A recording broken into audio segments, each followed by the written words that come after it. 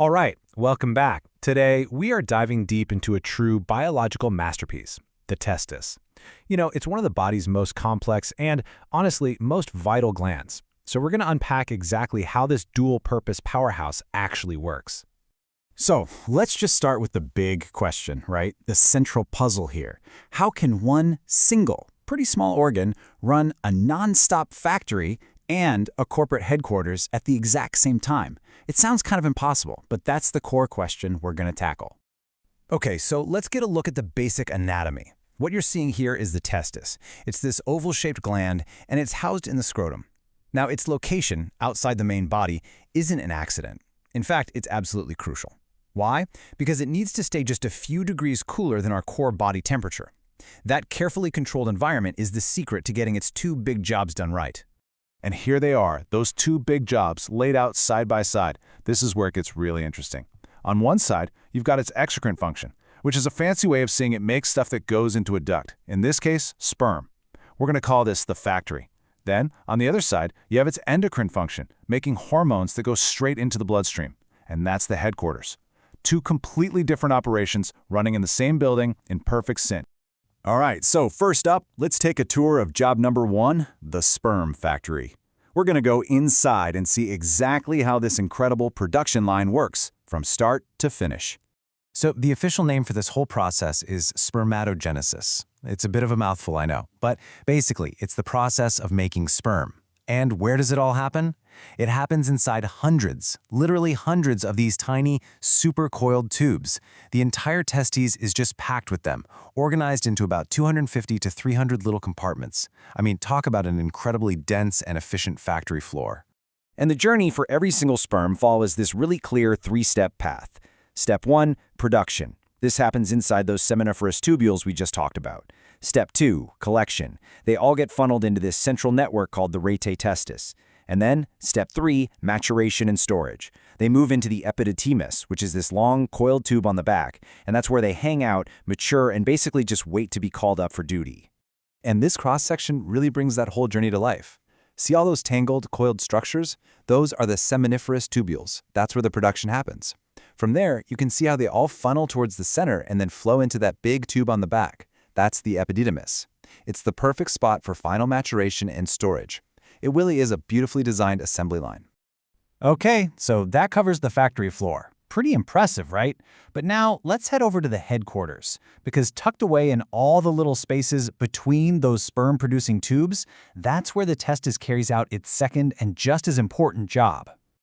And the main export from this hormonal HQ is, of course, testosterone.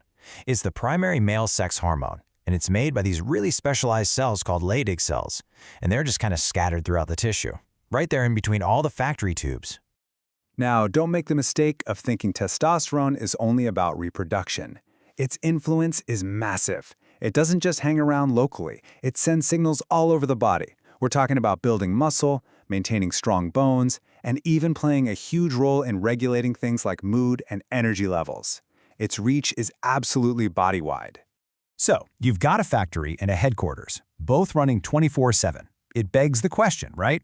Who's in charge? How does the body know when to ramp up production of sperm or testosterone, or when to slow it down? Well, that's where this brilliant control system comes into play.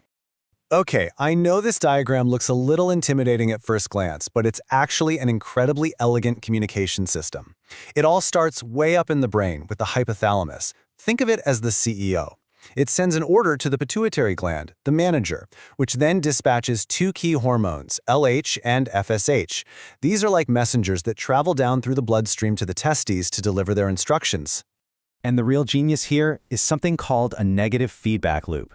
The best way to think about it is like the thermostat in your house. The brain sends a signal. The pituitary releases its hormones. The testes get the message and make testosterone.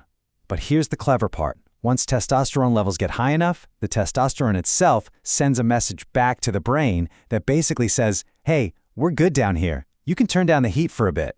This makes sure the whole system stays in perfect balance and never goes overboard. Okay, so we've gone through all this intricate biology. Why does it matter so much? Well, because when any part of this system, the factory, the headquarters, or the control system breaks down, the consequences for a person's health can be really, really significant. Yeah, take a look at some of these. Hypogonadism, for example. That's when you have low testosterone production, which can lead to everything from fatigue to infertility. Then you have something like testicular torsion. That is a true medical emergency where the whole thing twists and cuts off its own blood supply.